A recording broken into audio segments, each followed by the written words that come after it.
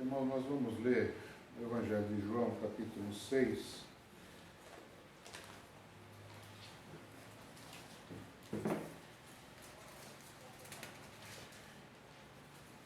Eu vou ler a partir do verso 27 até o 35, e a palavra diz o seguinte: trabalhai não pela comida que perece, mas pela comida que permanece para a vida eterna, a qual o Filho do Homem vos dará, porque a este o Pai, Deus, o selou. Disseram-lhe, pois, que faremos para executarmos as obras de Deus?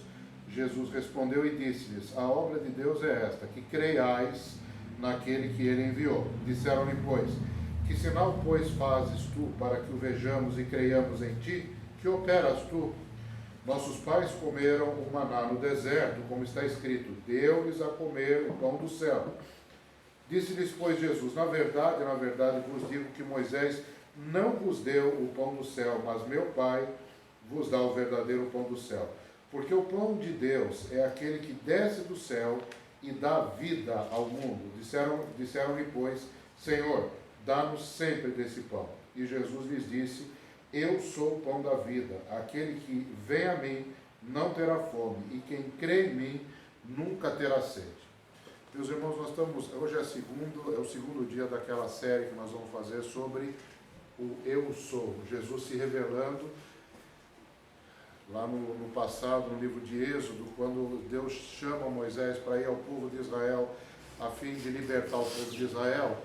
Moisés pergunta assim, quando eu for ao povo e eles perguntarem como é o nome do Deus que me mandou, aí Deus fala assim, diga para eles, eu sou, me enviou a vós. Parece uma construção verbal, uma frase meio estranha, eu sou, me enviou a vós. Séculos depois, Jesus revelou quem é esse eu sou, ele é o eu sou. Então ele é o Messias, ele é o pão, ele é a luz, ele é a ressurreição, ele é a vida, ele é o caminho. Então nós estamos fazendo essa série. Semana passada Israel começou falando sobre Jesus ser o Messias. Hoje eu vou falar sobre o pão da vida. Eu vou dividir aqui em 3 partes a pregação. A primeira, passando de passagem, só vou dar uma recapitulada no que Israel falou para que a gente tenha um contexto, né? Em segundo lugar, meus irmãos, eu quero explicar o cenário em que esse capítulo 6 aqui de João se desenvolve, para no final, então, na terceira parte, entrar naquilo que nós queremos falar de fato. A primeira parte, Jesus é o Messias, é o ungido. Ungido, meus irmãos, quer dizer, uma pessoa separada por Deus e para Deus para fazer uma obra específica. A obra que Jesus veio fazer foi a salvação do seu povo. A unção que está sobre essa pessoa separada por Deus, esta unção capacita a pessoa a fazer, não apenas mostra que a pessoa está separada, como capacita a pessoa a fazer a obra para a qual ela foi separada. No Antigo Testamento, meus irmãos, 3 ofícios eram passíveis de unção: profeta, rei e sacerdote. Jesus é rei, profeta e sacerdote. Como profeta, ele é o próprio Evangelho, é a mensagem da salvação. Como sacerdote, meus irmãos, ele é aquele que apresenta o sacrifício e ele mesmo é o sacrifício.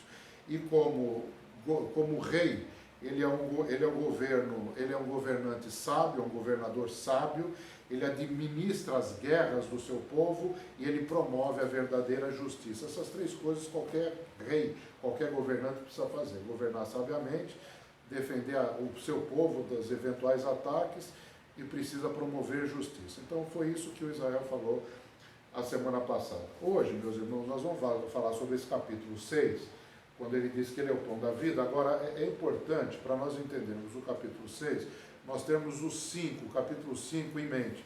O capítulo 5, meus irmãos, ele começa com a cura de um homem no tanque de Betesda. Havia ali uma multidão, e quando o anjo agitava as águas, o primeiro que descesse as águas era curado. E tinha um homem que estava ali há muito tempo doente. Aliás, o tanque Betesda, esse nome Betesda, vem da união de 2 palavras em hebraico, Beit Sheset, que quer dizer casa de misericórdia. Faz sentido, né? É um lugar onde eles encontravam a misericórdia, aquele que descesse primeiro as águas, né? E Jesus curou aquele homem que estava enfermo há muito tempo. Só que surgiu um problema, irmãos. Jesus curou num sábado. E os judeus foram questioná-lo a respeito dele ter curado num sábado, porque segundo a lei de Moisés, no sábado não se podia fazer nada, né? Várias vezes Jesus foi questionado a respeito de fazer as coisas no sábado, né? E uma vez ele até disse assim: se você que está dizendo que não pode fazer nada no sábado, vir que um animalzinho seu caiu numa armadilha no sábado, você não vai salvar o animalzinho? Mais do que o animalzinho, não é bom fazer bem às pessoas no sábado? Várias vezes ele teve esse tipo de conversa com os líderes religiosos da época. Ele foi questionado por causa do sábado. Agora, ele piorou um pouco a situação, irmão, quando ele disse, depois do questionamento dos judeus, ele se fez igual a Deus. Ele fala no verso 17, ele fala assim, 5,17, Jesus lhes respondeu: meu pai trabalha até agora e eu trabalho também. Por isso os judeus ainda mais procuravam matá-lo, porque não só quebrava o sábado, ele piorou a situação, mas também dizia que Deus era seu próprio pai, fazendo-se igual a Deus. Para piorar ainda mais, olha o que ele fala no verso 22. E também o pai a ninguém julga, mas deu ao filho todo o juízo. E no verso 27, deu-lhe o poder de exercer o juízo, porque é o filho do homem. Quer dizer, meus irmãos, o negócio já estava bem feio, porque ele tinha feito num sábado, e ele foi falar mais verdades, essas verdades aparentemente depunham contra ele mesmo, né, meus irmãos?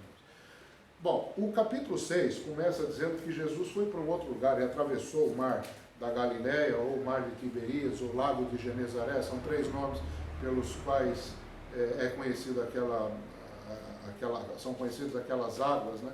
E a multidão foi atrás. A multidão foi atrás, está escrito no verso 2, 6:2.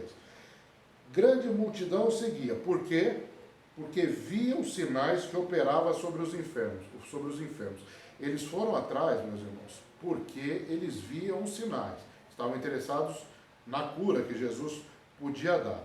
Mesmo assim, meus irmãos, Jesus os amou, mesmo sabendo que eles estavam ali por interesse. Jesus os amou, a palavra diz em Lucas 9,41, eu não vou ler o versículo, vou dar a referência, como está sendo gravado, depois se os irmãos quiserem podem abrir em casa.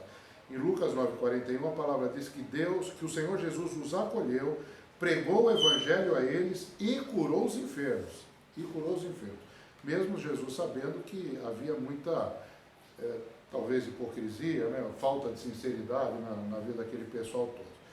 Os apóstolos, meus irmãos, ficaram preocupados porque o dia foi andando, estava perto da noite, e os apóstolos ficaram preocupados e falaram com Jesus: é melhor despedir esse pessoal todo, eles precisam ir para algum lugar buscar comida. Jesus falou assim: vocês podem dar de comer a eles. Aí quebrou as pernas dos apóstolos, né? E acho que os irmãos conhecem essa passagem, e os apóstolos perguntaram: mas como é que nós vamos dar? Um monte de dinheiro não seria suficiente para comprar pão para todo esse pessoal? A palavra diz que eram aproximadamente 5 mil homens, fora mulheres e crianças. Tinha pelo menos umas 15 mil pessoas, talvez, eu não sei quanto poderia ter, 10 mil, 15 mil, 12 mil, 18 mil, eu não sei. Mas havia muita gente e Jesus deu uma missão para ele: vocês deem de comer esse povo todo. Quando os discípulos manifestaram a total incapacidade, vejam aqui 6 verso 7, Filipe respondeu: 200 dinheiros de pão não lhes bastarão para que cada um deles coma um pouco. E também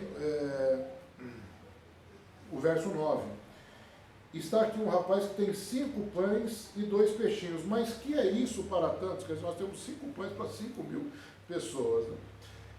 Bom, não é a postura dos apóstolos, meus irmãos, ela não é nova. Moisés, porque isso aqui existe um paralelo, eles falaram do pão do céu que Moisés deu, e Jesus vai dizer que aquilo não era o pão do céu, nós vamos ver.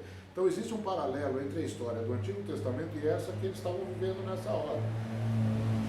Moisés também se sentiu impotente, como os apóstolos se sentiram aqui nesse cenário, porque quando o Senhor disse que haveria de dar carne para todo mundo, para o povo inteiro de Israel, lá eram 600 mil homens, irmãos, 600 mil homens, foi o que saiu do Egito, fora mulheres e crianças.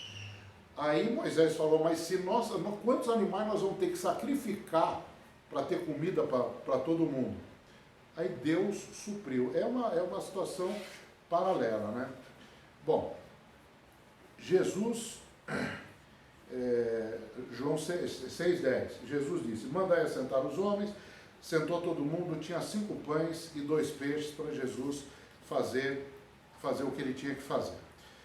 Bom, meus irmãos, Jesus deu de comer a todos. Está aqui no capítulo 6, verso 11 a 13. E Jesus tomou os pães e, havendo dado graças, repartiu-os pelos discípulos e os discípulos pelos que estavam assentados. Igualmente também os peixes, quanto eles queriam.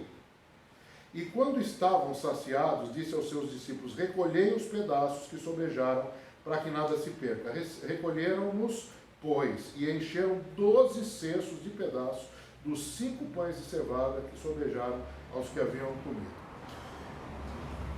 Bom, meus irmãos, tinha 5 pães e 2 peixes para alimentar 12 mil, 15 mil pessoas, sobraram 12 cestos cheios do que Jesus multiplicou.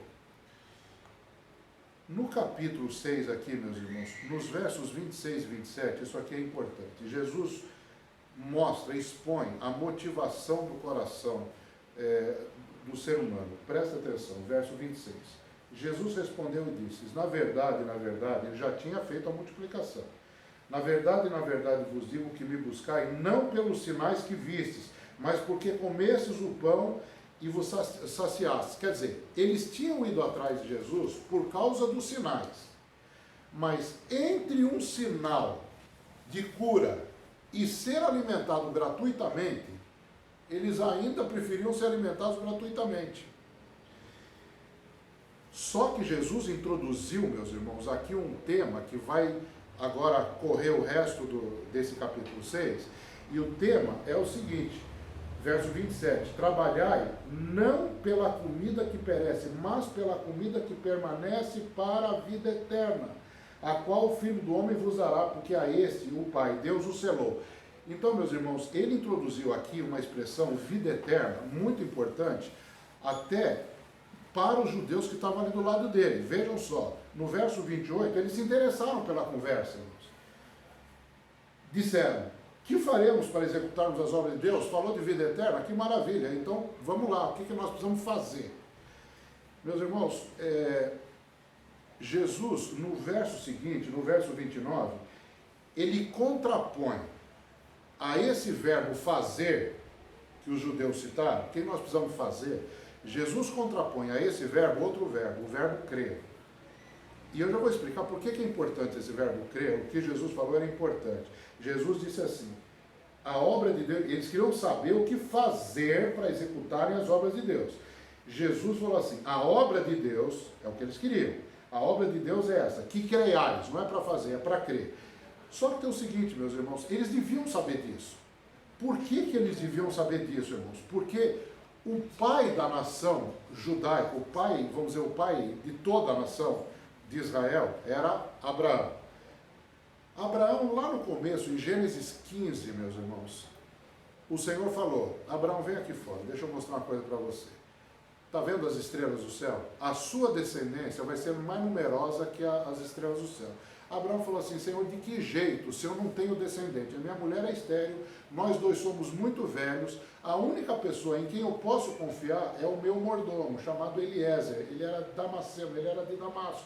Provavelmente esse servo, Abraão deve ter comprado quando veio de Ur, dos caldeus, quando Deus começou a obra na vida de Abraão, que mandou ele sair da casa dele, da parentela dele, para vir para uma outra terra, deve ter passado em Damasco, pegou esse homem como um servo, e esse homem o servia, e era um homem fiel. Falou, a única pessoa em que eu confio é esse servo. Falou, não, é quem sair de você, que vai ser o seu descendente. Aí, meus irmãos, em Gênesis 15, 6, a palavra, esse versículo, Gênesis 15, 6, é considerado por muitos o versículo mais importante do Antigo Testamento. Diz assim, Abraão creu em Deus, e isso lhe foi imputado por justiça.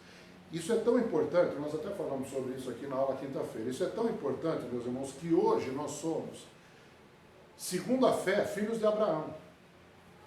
Gálatas 3, 7, 8, 9, fala isso daí. Nós somos filhos de Abraão, quer dizer, este homem creu de uma tal maneira que criou um povo que continua até hoje. Os judeus deviam saber disso. Eles perguntaram, o que faremos? Jesus falou, não, filho, vocês não conhecem o pai de vocês. Vocês precisam crer nisso. O pai de vocês cria nisso. Aí o que aconteceu? Eles mudaram e falaram assim, ok, nós vamos crer, mas o Senhor precisa dar um sinal, tu precisa nos dar um sinal. Ele tinha acabado de multiplicar os pães. Só que Moisés tinha dado o pão para eles por 40 anos. Todo dia. O tal do maná. E eles falaram assim, olha o que está no verso 30. Disseram-lhe, pois, ok, precisamos crer. É para crer? Nós queremos crer, mas é para crer em quem? Aí ele falou assim, que sinal tu fazes para que vejamos e creiamos em ti? Nossos pais comeram maná no deserto, como está escrito, deu-lhes a comer o pão do céu. Vocês estão entendendo como é que está se desenvolvendo o drama aqui, meus irmãos? Falar, ok, é para crer, vamos crer. Agora, para crer em ti, nós precisamos que o Senhor dê um sinal maior. Por quê? Porque o Moisés, 40 anos, deu pão. O Senhor fez uma multiplicação. Eles também cometeram outro erro aqui, meus irmãos, porque o próprio Moisés disse que o Senhor levantaria um profeta como ele, Moisés, e que era para eles ouvirem. No capítulo 5 aqui, meus irmãos, no capítulo, finalzinho do capítulo 5, está escrito assim, verso 45, não cuideis que eu vos hei de acusar para com o Pai, há um que vos acusa, Moisés, em quem vós esperais, porque se vós cresceis em Moisés, creríeis em mim, porque de mim escreveu ele. Quer dizer, eles estavam dizendo assim, Moisés deu 40 anos de pão. Aí Jesus fala assim, vocês sabem a história. Vocês sabem a história, sabem tudo que vocês conhecem, a Torá, a lei, os 5 primeiros livros, vocês conhecem isso? Então, aquele Moisés estava escrevendo de mim. Lá em Deuteronômio 18, versos 15, a partir do verso 15, esse Moisés que vocês conhecem tão bem, sabe o que ele falou? Para vocês crerem no profeta que viria depois dele, sou eu. Aí Jesus, meus irmãos, fala o seguinte, ele desconcertou os judeus, porque ele falou no verso 32, disse-lhe Jesus, se eu acabado de dizer que Moisés dava comida para ele. Jesus falou assim, Moisés não vos deu o pão do céu, meu Pai vos dá o verdadeiro pão do céu. Ele não deu. Mas eles tinham acabado de falar que deu. Não, Jesus falou, não, vocês estão errados, ele não deu não. Agora, o problema começou ao verso 33, porque o pão de Deus é aquele que desce do céu e dá vida ao mundo. O que os judeus falaram? Bom, Senhor, então dá-nos esse pão. Dá-nos esse pão. Onde é que está o pão? O problema começou agora, mesmo. Aqui começa o negócio a ficar do jeito que a gente quer hoje. Jesus falou assim, eu sou o pão da vida. Imediatamente, olha o que está no verso 41. Murmuravam, pois, dele os judeus, porque disseram, eu sou o pão que desceu do céu. Quer dizer, vocês entendem, meus irmãos, que quando Jesus falou esse verso 35, eu sou o pão da vida, na mesma hora eles já começaram a pensar bobagem. Quer dizer, esse verso 41, ele está fora de lugar na sequência cronológica das coisas. No verso 36, Jesus falou assim, já vos disse que também vós me vistes e contudo não credes.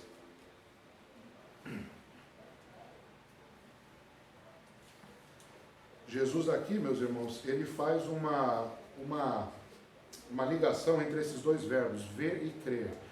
Quando Jesus ressuscitou, os discípulos todos estavam lá reunidos, Tomé não estava, eu não sei onde Tomé estava, devia estar lá, não estava. E Jesus apareceu, foi embora.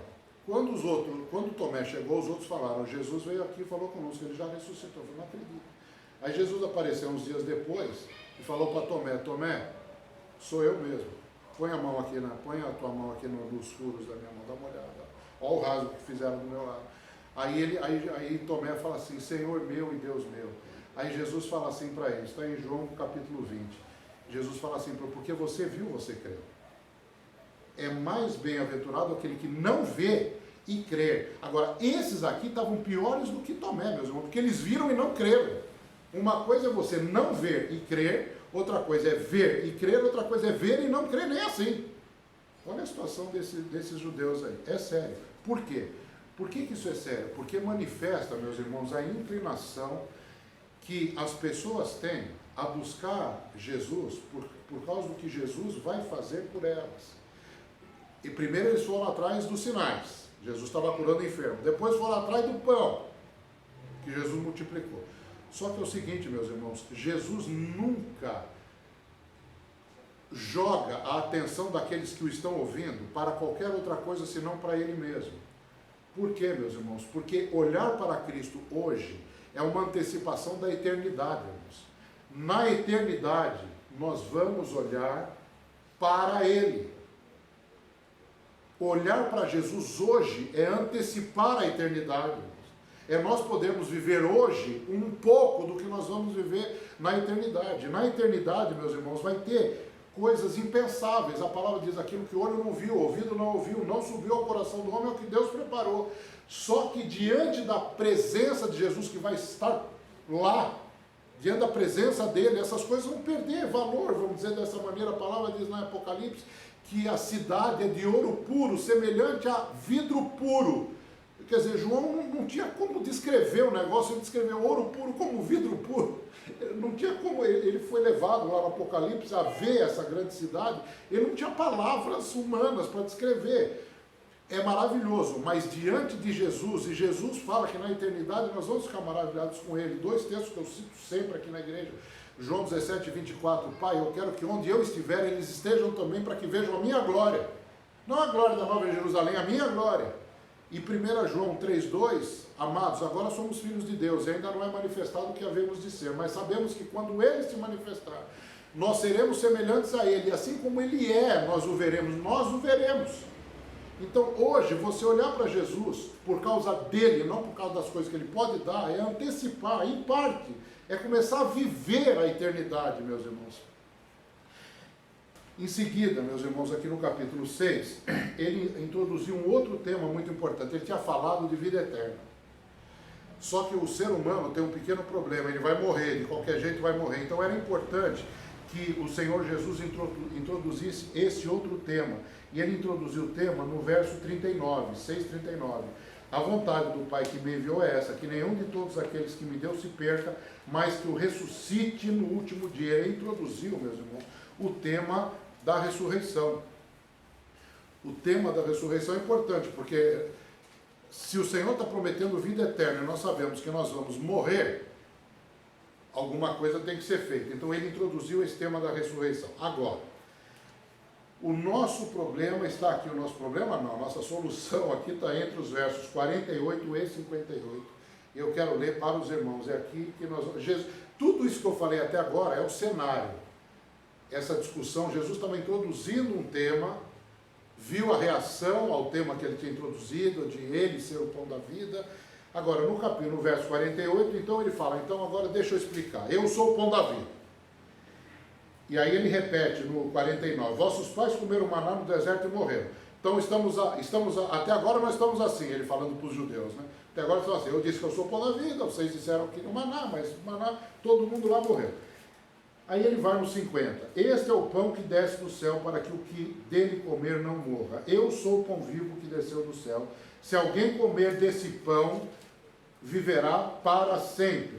Agora, meus irmãos, ele divide pão entre comida e bebida. Presta atenção. Ele usa duas palavras, uma para comida, outra para bebida, para significar o pão. Ele destrinchou o pão. Ele falou pão, abre chave assim. Comida e bebida. Então, olha lá. O pão que eu der é a minha carne, que eu darei pela vida do mundo. Disputavam, pois, os judeus entre si, dizendo, como nos pode dar este a sua carne a comer? Jesus, pois, lhes disse, na verdade, vos digo, que se não comerdes a carne do Filho do Homem, não beberdes o seu sangue, não tereis vida em vós mesmos. Comida e bebida. Quem come a minha carne e bebe o meu sangue, tem a vida eterna, e eu ressuscitarei no último dia. Porque a minha carne verdadeiramente é comida, o meu sangue verdadeiramente é bebida. Quem come a minha carne e bebe o meu sangue permanece em mim e eu nele. Assim como o Pai que vive me enviou e eu vivo pelo Pai, assim quem de mim se alimenta também viverá por mim. esse é o pão que desceu do céu. Não é o caso de vossos pais que comeram o maná e morreram. Quem comer este pão viverá para sempre. Esse aqui, meus irmãos, esse é o trecho fundamental em que ele explica que ele é o alimento completo. Ele é comida e ele é bebida. O que é a carne de Jesus? A carne de Jesus, meus irmãos, verso 51 que nós lemos, eu sou o pão vivo, o pão que eu der é a minha carne que eu darei pela vida de muitos. Lá no livro de Hebreus, capítulo 10, verso 20, a palavra diz o seguinte, que Jesus inaugurou um novo e vivo caminho pelo véu, isto é, pela sua carne. Quer dizer, a carne de Jesus, meus irmãos, é aquilo que abre um caminho para o céu. Por quê?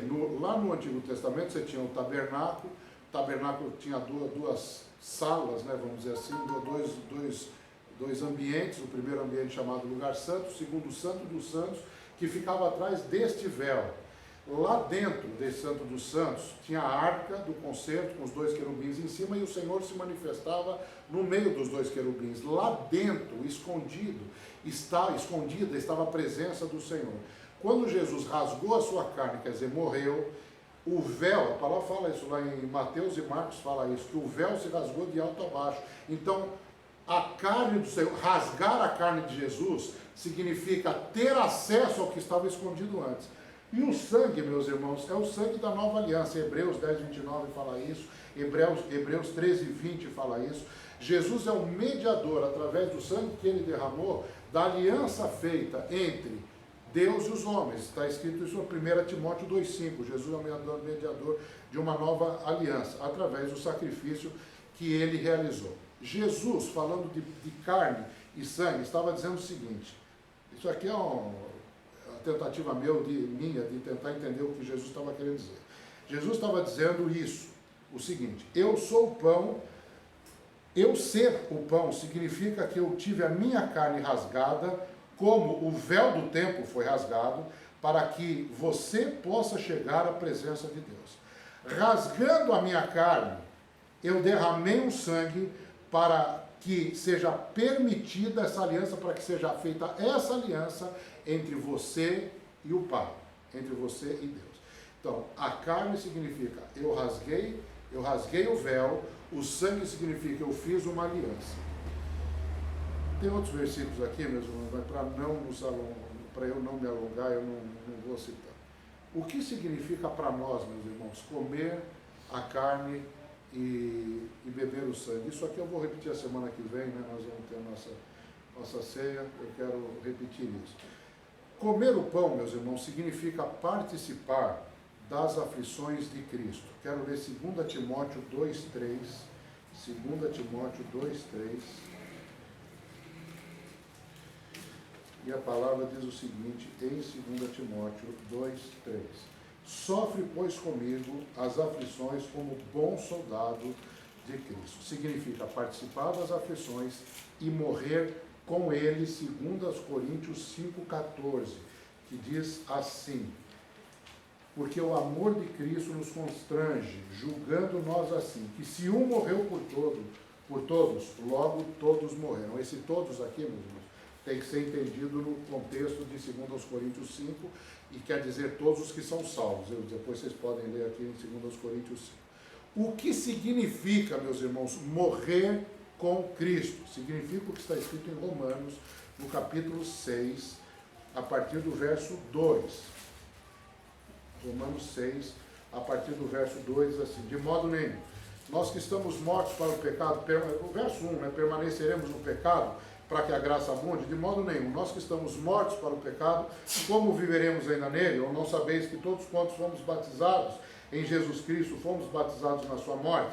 Aí se você passar mais lá para frente, verso 11, assim também vós considerai-vos como mortos para o pecado, mas vivos para Deus em Cristo Jesus, nosso Senhor. Não reine, portanto, o pecado em vosso corpo mortal, para lhe obedecerdes em suas concupiscências. Nem tampouco apresenteis os vossos membros ao pecado por instrumentos de iniquidade, mas apresentai-vos a Deus como vivos dentre os mortos, e os vossos membros a Deus como instrumentos de justiça.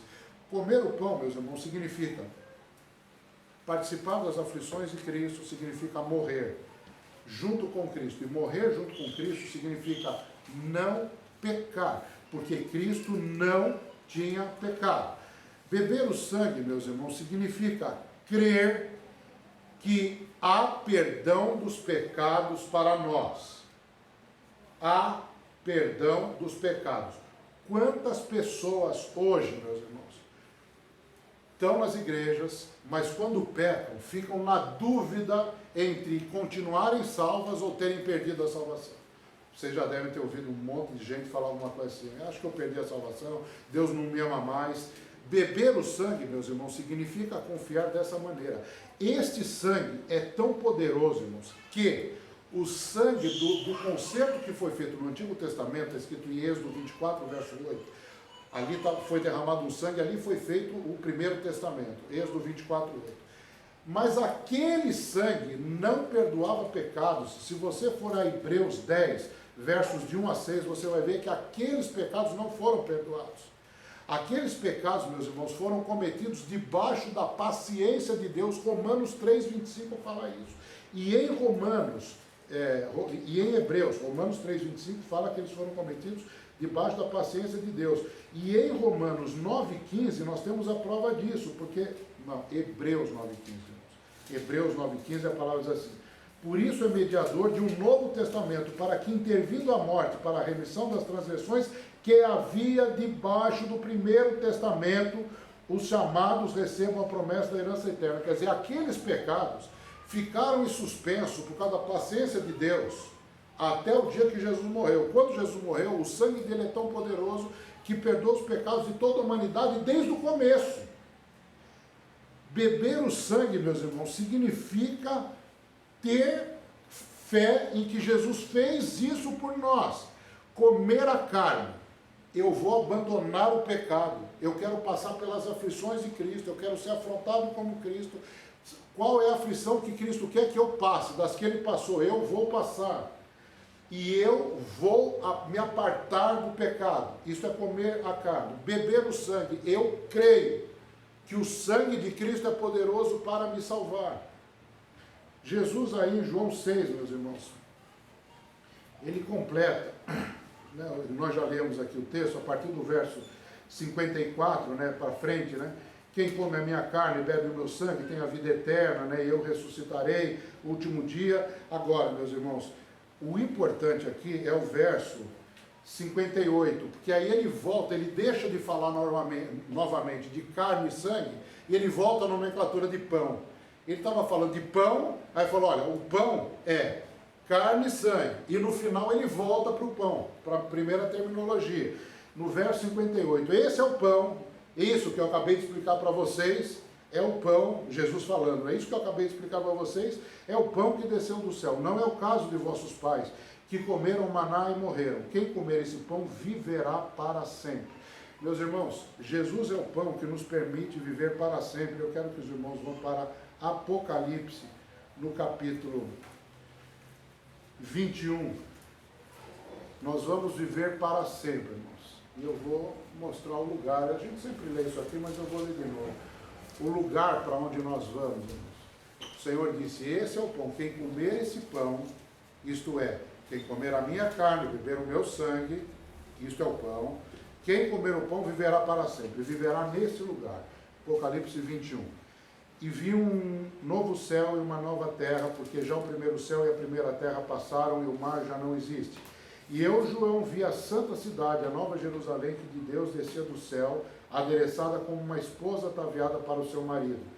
E ouvi uma grande voz do céu que dizia: eis aqui o tabernáculo de Deus com os homens, pois com eles habitará e eles serão o seu povo, e o mesmo Deus estará com eles e será o seu Deus. E Deus limpará de seus olhos toda lágrima, e não haverá mais morte, nem pranto, nem clamor, nem dor, porque já as primeiras coisas são passadas.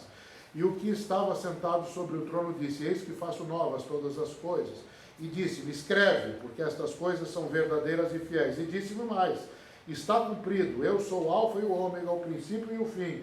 A quem quer que tiver sede, lhe darei de graça da fonte da água da vida.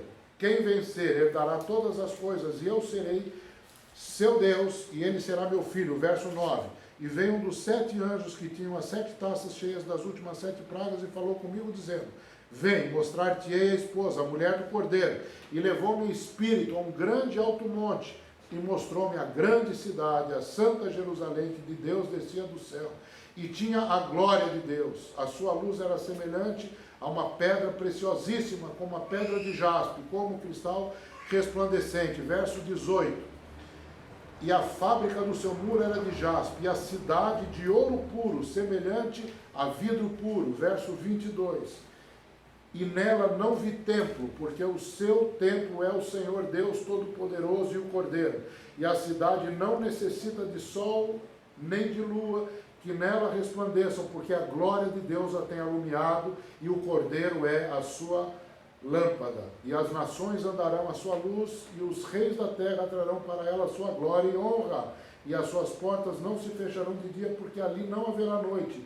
E a ela trarão a glória e honra das nações, e não entrará nela, olha só, irmãos, coisa alguma que contamine e cometa abominação e mentira, mas só os que estão escritos no livro da vida do Cordeiro. E no capítulo 22, o verso 3, e não mais haverá maldição contra alguém, e nela estará o trono de Deus e do Cordeiro, e os seus servos o servirão. E verão o seu rosto, e na sua testa estará o seu nome, e ali não haverá mais noite, e não necessitarão de lâmpada nem de luz do sol, porque o Senhor Deus os alumia, e reinarão para todo sempre. Meus irmãos, eu sou o pão da vida. Jesus, meus irmãos, é o alimento de que nós necessitamos. Qualquer outro alimento é como o alimento que Deus, que Moisés deu ao povo. Um alimento que não deu vida a ninguém. Os pecados não eram perdoados, ninguém foi perdoado no Antigo Testamento até que veio o Senhor. E aí derramou um sangue puro que perdoa inclusive os pecados do pessoal do Antigo Testamento. Qualquer outro alimento de que nós queiramos nos alimentar, meus irmãos, vai nos dar fome, mas se nós comermos do pão vivo, isso é, da carne e do sangue de Cristo, a carne, nós queremos viver para Cristo nesse mundo, crendo, isso é o sangue, crendo que nós estamos perdoados e fazemos parte de um povo que vai morar nesse lugar a respeito do qual nós lemos agora. Meus irmãos, eu sou o pão da vida, eu sou o pão vivo que desceu do céu. Ele é, meus irmãos, a nossa única esperança de vida eterna, a nossa única esperança de vitória sobre a morte. A morte será vencida por causa da obra de Cristo dentro de nós. Nós vamos morrer um dia, irmãos, mas essa morte que nós vamos morrer vai ser vencida, porque, como diz o Doug Wilson, né, ele fala assim, Jesus não morreu para nós vivermos, Jesus morreu para nós morrermos, e Jesus viveu para nós vivermos. Hoje, meus irmãos, nós somos pessoas que podem morrer com esperança de que não que podem morrer na esperança de que não ficarão mortas, porque Ele morreu. Por que nós podemos ter esperança de que nós vamos viver? Porque Ele reviveu. Então, a semelhança do que Ele fez, nós precisamos fazer. Nós precisamos de fé para crermos nessa obra e precisamos de uma vida de santidade para confirmarmos que cremos nele. Ele é o pão vivo que desceu do céu. Vamos orar. Senhor, muito obrigado por esse pão vivo que desceu do céu, Senhor. Louvado seja o teu nome. A tua palavra diz, lá em Marcos, lá na cena da crucificação do Senhor Jesus, que ele expirou. Ele deu um grande brado e expirou. Senhor, o Filho de Deus, o Deus homem, deu um grande brado e morreu. O Filho de Deus, o Deus encarnado, morreu naquela cruz. Ele é o pão que veio do céu para nos dar vida, Senhor. Deus, faz-nos atentar para esse Senhor, para esse Salvador, e salva-nos, ó Deus, e salva aqueles a quem nós falarmos essa palavra de verdade, esta palavra de salvação, essa palavra de esperança, essa palavra de fé. Abençoa-nos, ó Deus, para nós vivermos nesta terra como verdadeiros crentes, que creem que Jesus derramou o sangue puro para nos perdoar e que teve a sua carne rasgada para que o caminho para Deus fosse aberto. Louvado seja o teu nome, nós te agradecemos. Em nome de Jesus. Amém.